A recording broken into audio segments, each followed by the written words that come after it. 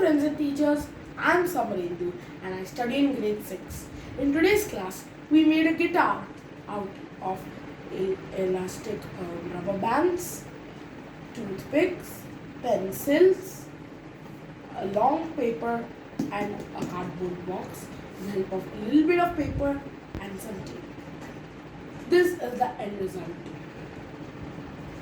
Let me show you how it plays. It was so cool. I enjoyed this class. Let me tell you the science behind this project. The science is elasticity. Elasticity is used here for playing the music.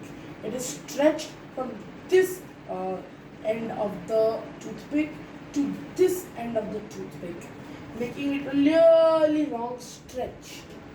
Elasticity basically means